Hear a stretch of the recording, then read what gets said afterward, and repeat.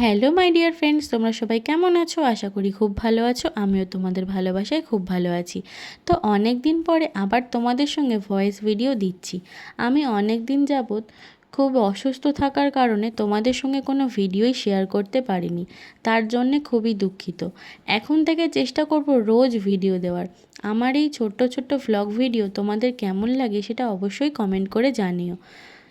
কিন্তু তোমরা যেভাবে এখনও আমাকে এতটা ভালোবাসা দিয়ে সাপোর্ট করছো, তার জন্যে তোমাদের সবাইকে আমার তরফ থেকে অনেক অনেক অনেক ধন্যবাদ।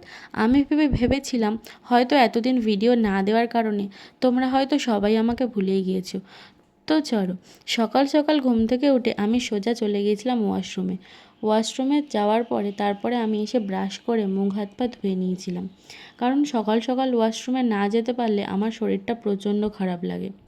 আর দেখো, এখানে আমি হাত মুখ ধুয়ে এসে আগের দিন চুলে বেনি করে রাখা চুলটা ভালোভাবে খুলে আঁচড়ে নিচ্ছিলাম, কারণ ওইভাবে সারাদিন আর কাজ করা যায় না।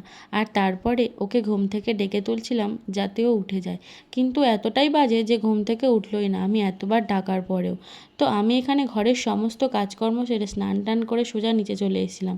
আর নিচে এসে দেখছিলাম বাপি যে আগের দিন মটকাটা বসিয়েছিল সেটা জমেছে কিনা। তো দেখো কত সুন্দরভাবে জমে গিয়েছে। আর এখানে আমার দুপুরে রান্না হয়েছিল লোটে মাছের তরকারি, সাদা ভাত আর তার সঙ্গে চিকেন। টাটা বাই, আজ ভিডিওটাই পর্যন্ত।